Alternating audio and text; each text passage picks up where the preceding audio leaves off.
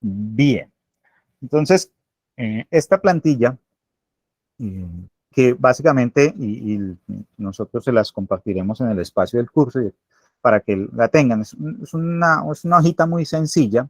Yo aquí tengo las 4 dimensiones o escenarios de innovación: mercado existente, producto existente, nuevo mercado, producto existente, mercado existente, nuevo producto, y mercado nuevo, producto nuevo.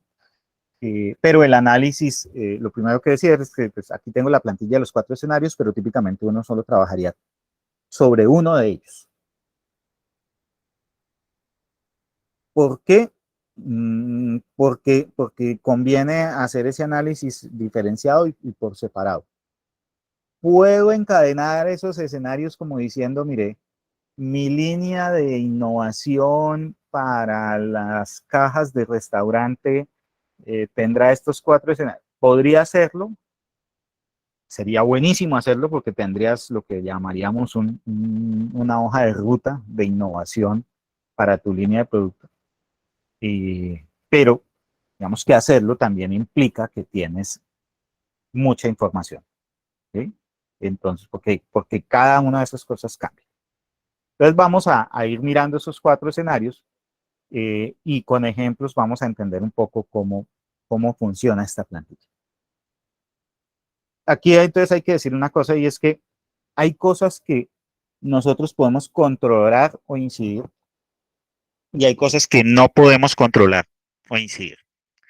¿Qué sucede con lo que no podemos controlar? No tiene sentido pensar en estrategias o acciones para eso. Ahora, puede haber variantes dependiendo de cómo yo interprete el problema o lo estructure, pero digamos, el punto clave es que aquí también usted debe concentrarse en lo que usted efectivamente puede hacer y dónde puede incidir, eh, porque de otro, eso le ayuda a uno a ser un poco más, en lenguaje se llama más esbelto, es decir, una estrategia más liviana, pero además identificar efectivamente y ser honesto con su cliente y decirle, mire, yo aquí puedo hacer, pero lo otro, ni modos.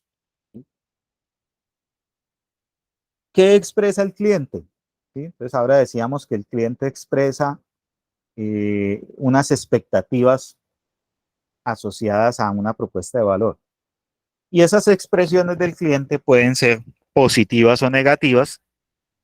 En el lenguaje de eso se suele llamar como dolores del cliente y alegrías del cliente, que están determinadas justamente y que las podemos categorizar, perdón, por dónde podemos incidir, dónde no podemos incidir. Y aquí tenemos, por ejemplo, el caso. Mis clientes se quejan porque el precio de mi producto subió. ¿Eso es una alegría o un dolor?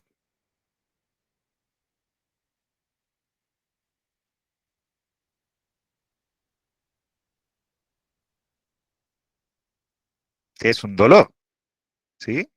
Mis clientes se quejan porque el precio del producto subió. Les está doliendo el precio. El costo de mi materia prima se incrementó por la guerra en Ucrania y el dólar caro. Entonces, yo controlo la guerra en Ucrania y yo controlo el dólar caro. No, no lo controlo. Entonces, pensar en que, ¿o qué puedo hacer? ¿Esperar que se acabe la guerra y esperar que baje el dólar? No, ¿sí? Los proveedores locales no cumplen con requisitos. ¿Sí? Entonces, mire que aquí también incluso tenemos unas dimensiones de todas asociadas a un conjunto de dolores. Para el cliente, el dolor de que el precio está caro; para mí, y pues obviamente por extensión para el cliente, las materias primas están caras eh, por cuenta de la guerra. Y los proveedores locales no cumplen con requisitos. En esta última, uno podría incidir en que los proveedores locales sí cumplan con requisitos. Muy probablemente sí.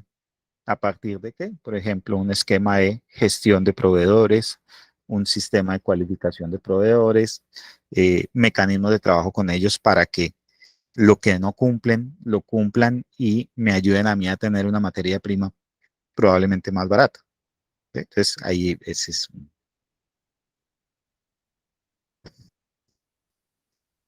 Tengo pedidos de empresas en el extranjero, pero mi producto no cumple o no tiene las certificaciones exigidas. Y si el dólar se baja, entonces con ese precio ya no podríamos cumplir. Los pedidos en el extranjero y el cumplimiento de las certificaciones exigidas. ¿Lo puedo controlar? Claro. Yo puedo hacer el proceso de certificación, ajustar procesos, corregir lo que tenga que corregir y poner mi producto para que sea apto para comercializar, no sé, cambiar etiquetados, cambiar un poco de las cosas que piden. Si el dólar baja, no podemos cumplir. Yo no puedo controlar el dólar, de nuevo. Puedo controlar la forma como negocio con mis clientes para efectos de decirle, mire, o sea, si estamos en tal rango, el precio es tanto. Pero si el dólar se baja, el precio es tanto. O si el dólar se baja, pues no les puedo vender. ¿Sí? Entonces no me va a poner a mí una cláusula de que yo sí o sí le tengo que cumplir con un pedido semanal de tantas unidades, porque si el dólar se baja, yo empiezo a perder dinero y quedo amarrado. ¿Sí? Entonces no puedo incidir en el dólar, pero puedo incidir en la forma de negociar.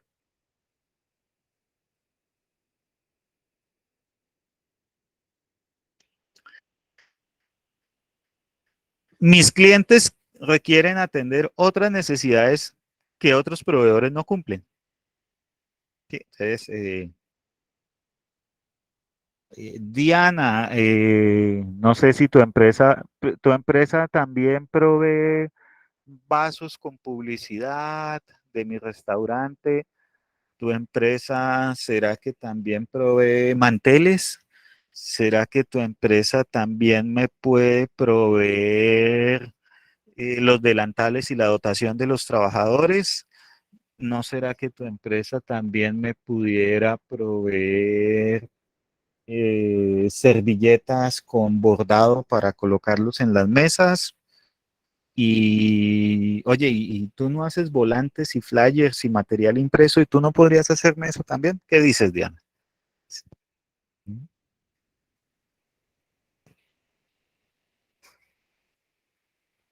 Es, entonces, estoy eh, simulando un escenario en donde a partir de lo que vemos que es la oferta de una empresa, un cliente puede plantearle, ¿sí? Sí, o sea, los ya que son peligrosos, pero pueden ser oportunidades. ¿Sí? Ya que usted hace esto, ¿por qué no hace esto también? ¿Mm? Ya que usted me está proveyendo este producto o servicio, ¿por qué no me trae o me ayuda con? Entonces, eso es interesante, ¿no? O sea, puede ser una buena oportunidad, pero pues, hay que sopesarlo. Lo importante es que el cliente me está contactando, me está diciendo que le gustaría que yo lo haga. ¿Sí? Vamos bien. Ahora, si yo no lo hago definitivamente, ¿podría tercerizarlo? ¿Sí? Entonces empieza en un juego que es complicado porque, o yo puedo decir, no, listo, si ese cliente me los compra, yo fabrico, si tengo las capacidades, o yo le vendo porque yo tengo cómo conseguir el proveedor y transformar el producto y revender. Pero habrá cosas que no, y lo que necesito es un aliado que haga eso, o definitivamente decirle a mi cliente, esto no. ¿Sí? Ahí también son cosas que puedo controlar. Ahora, si yo hago eso, entonces los competidores que se sientan afectados por mi decisión, después diré, no, es que si yo hago eso, esos competidores van a querer meterse en mi negocio. Bueno, pues, eso no lo puedo controlar. ¿Sí? Y pues si hay gente que quiere incursionar en el negocio mío actual, pues yo qué les puedo decir, no, no lo hagan porque me pongo bravo. No, así no funciona. ¿Sí? Pues ahí no tiene sentido. Y finalmente, Entonces, hay cambios significativos en las tendencias de consumo, ¿sí? Entonces, es un escenario que plantea la necesidad de un nuevo mercado y un nuevo producto. Eh, Puede ser consumo, uso. Y otro factor, por ejemplo, es altamente probable que el gobierno prohíba o restrinja mis productos. ¿Sí? Entonces, bebidas azucaradas prohibidas o con tasas de impuestos altísimas.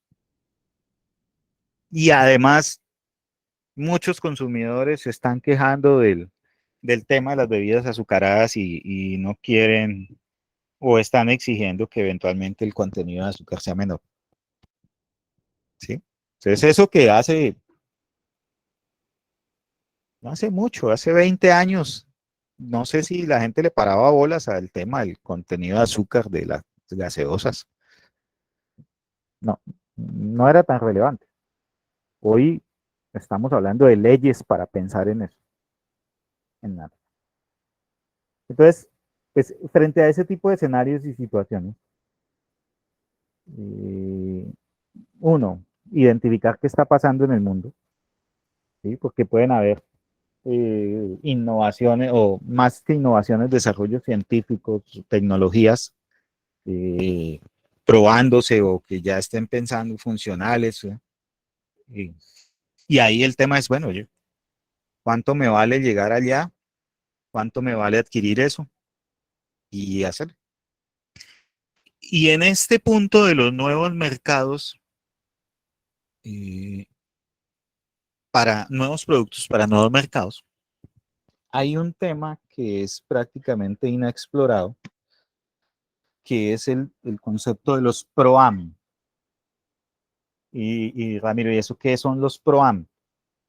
PROAM es un concepto que es utilizado en muchos ámbitos, pero básicamente son gente que actúa como profesional, pero son amateur en el lenguaje inglés. O sea, son gente que busca desarrollar o incluso pues, típicamente autoabastecerse su necesidad o crear productos basados en su necesidad personal con un altísimo desempeño y lo hacen no tanto movidos por la plata, sino justamente por resolver su problema. Entonces, ¿cuál es el cuento con estos PROAM y por qué es importante tenerlos en el radar? En cada cosa, en cada segmento, producto, servicio, típicamente sí los hay. Lo que pasa es que, insisto, no suele ser tan fácil detectarlos, hay que estar como muy de uno en la jugada, porque de lo que estamos hablando es de gente que,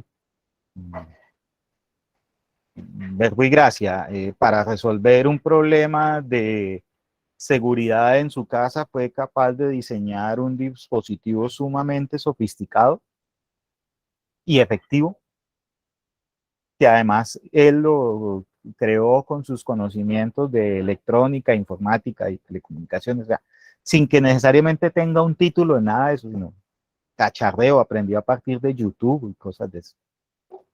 Pero lo creo. ¿Por qué es tan importante? Porque resulta que ese tipo de personas se ha detectado que son las que son capaces de crear esas soluciones ultra novedosas o disruptivas, pero además con un ingrediente muy importante y es conectadas con el mercado, porque ellos son usuarios. ¿Sí? Entonces, la gente que, en fin, en cualquier producto o servicio, eh, típicamente, por ejemplo, los turistas, eh, si pudiéramos hacer un símil cercano, puede ser mucho el turista de mochileo, o sea, el que no compra un plan de agencia de viajes parametrizado, sino que él construye su experiencia y anda con sus cámaras de video y anda con sus artefactos eh, conectándose y entonces él va haciendo turismo, pero contando a través de su canal de YouTube lo que está haciendo. Es decir, son gente Ese puede ser un ejemplo, ¿sí? Y no son todos.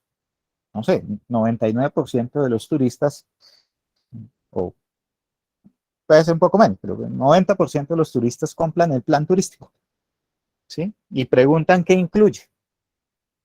Hay un segmento del 9% que buscan más personalización, libertad, ¿sí? Eventualmente simplemente contratan el hotel y el vuelo o el pasaje y la demás experiencia la construyen ellos, pero no son los que andan contándole a los demás, ni son influencers, ni no, simplemente ellos configuran su producto, pero ya.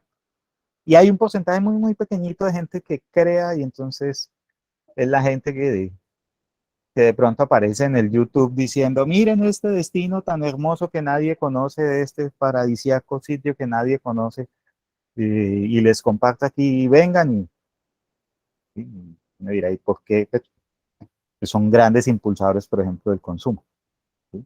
Y como resuelven problemas, como son capaces de crear, pues son como los que le muestran la senda a otros de cómo hacer.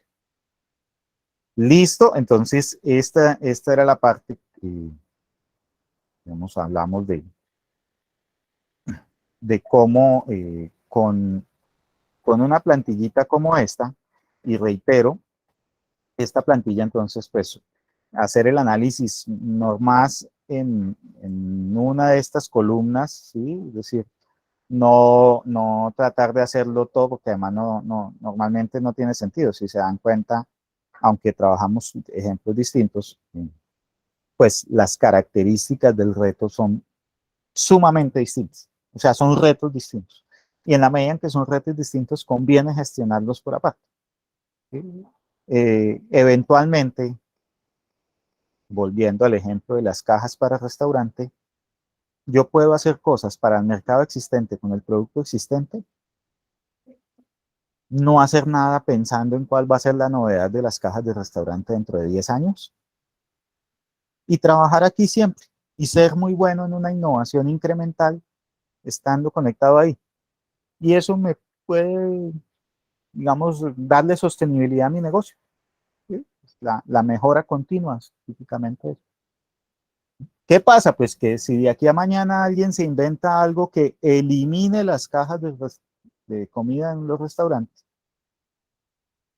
y algo como una ley que prohíba los empaques en los restaurantes, eh, decimos cosas, pero sabemos que en Colombia puede pasar, pues ahí se me acaba el negocio. ¿Sí? Pero en principio, como yo podría solamente enfocarme en este primer cuadrante y justificar mis esfuerzos de innovación. Listo.